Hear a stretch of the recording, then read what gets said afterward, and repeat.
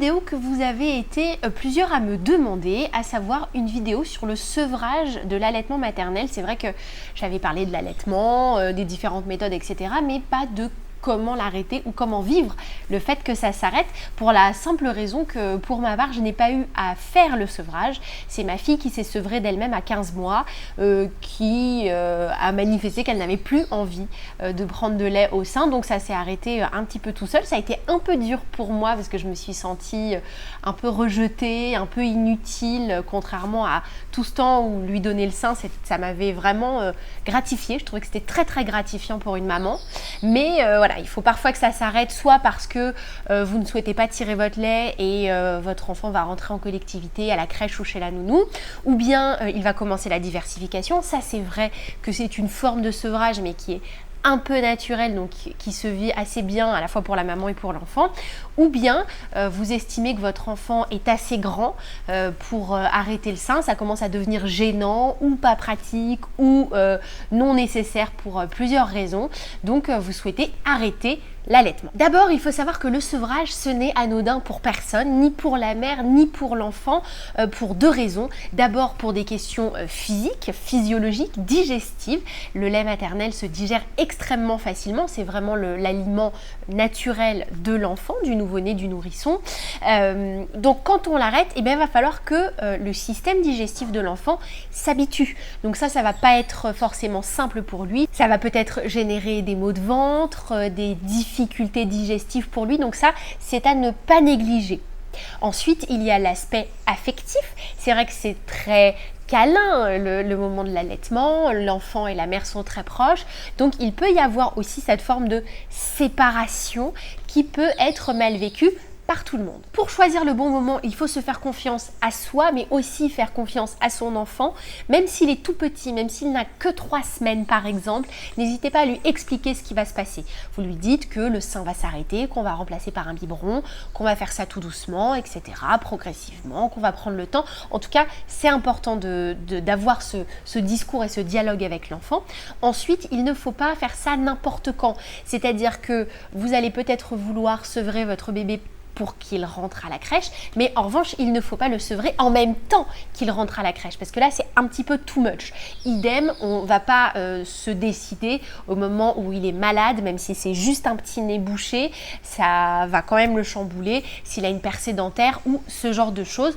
On attend vraiment de sentir ce bon moment et pour ça, on se fait confiance. Pour vous accompagner dans ce moment, n'hésitez pas à en discuter évidemment avec votre médecin, le pédiatre, votre sage-femme, en PMI. N'hésitez pas vraiment à dialoguer sur ce sujet-là et à vous faire encadrer par du personnel soignant ou à vous faire aider par vos proches, si vous avez des amis ou des parents des parentes plutôt dans ce cas-là, qui ont allaité. Sinon, il y a très souvent à côté de chez vous une association, un groupe d'aide à l'allaitement qui sont assez faciles à trouver. En général, sur Internet, on trouve ça facilement. Et puis dans les grandes villes métropolitaines en général, dans l'Hexagone, vous trouverez un groupe de parole de la Letch League. Vous trouverez le lien juste en dessous.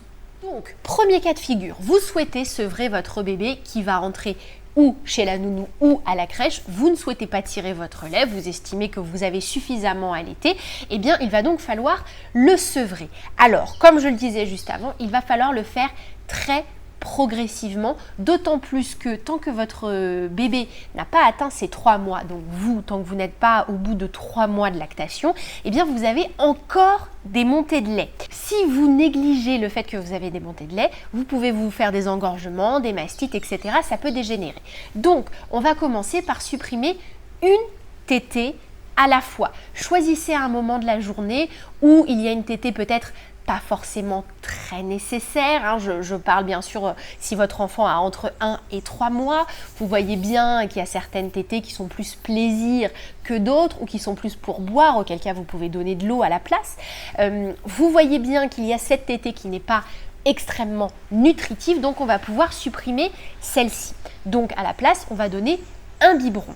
vous de votre côté, pour soulager l'éventuelle montée de lait qui va suivre, prenez une douche chaude, n'hésitez pas à tirer un peu votre lait manuellement, voire au tire-lait, et à appliquer pourquoi pas une compresse chaude ou froide. L'idée étant, si vous voulez vraiment arrêter l'allaitement, de ne pas faire sortir votre lait, parce que si on évacue le lait, et bien au bout d'un moment, forcément, hein, c'est les vases communicants, ça se remplit.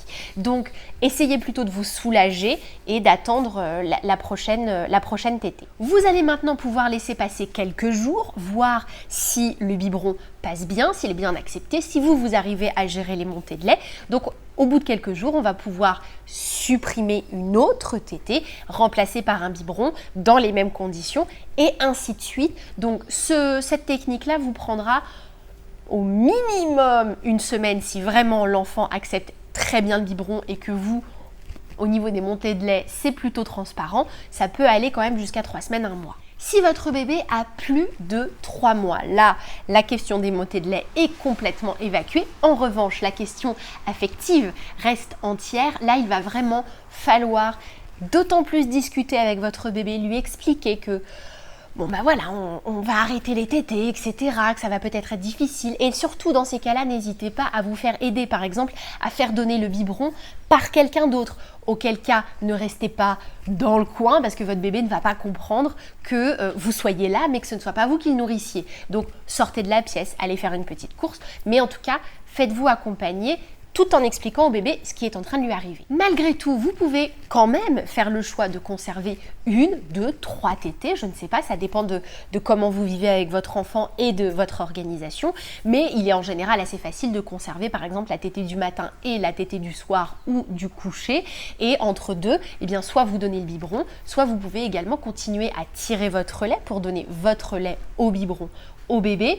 Attention quand même, la succion du tire-lait et la succion du bébé n'étant pas la même, il sera plus difficile de conserver un allaitement régulier en utilisant que le tire-lait. Donc voilà, il faut juste le savoir, vous aurez du mal à faire durer votre allaitement aussi longtemps que si c'était le bébé qui tétait directement au sein.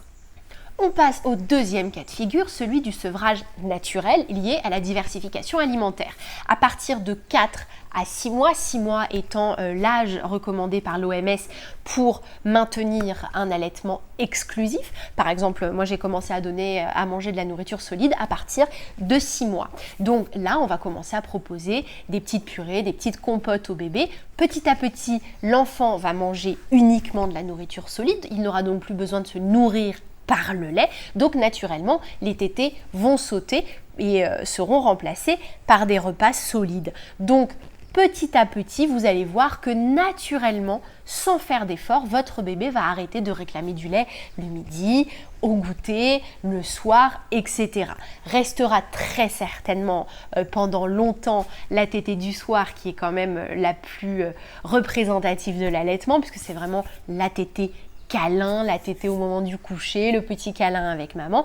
Donc celle-ci, encore une fois, ça va être peut-être un petit peu difficile et long de la supprimer, mais encore une fois, faites-vous aider et peut-être proposer au papa de coucher le bébé à votre place. Comme ça, il n'y aura pas votre odeur, votre présence et ça suscitera un petit peu moins d'envie. Et enfin, troisième cas de figure, vous avez un grand bébé qui parle, qui marche, qui réclame le sein très clairement et ouvertement en public, dans les magasins et dans les réunions de famille, qui tire sur votre t-shirt en demandant à téter.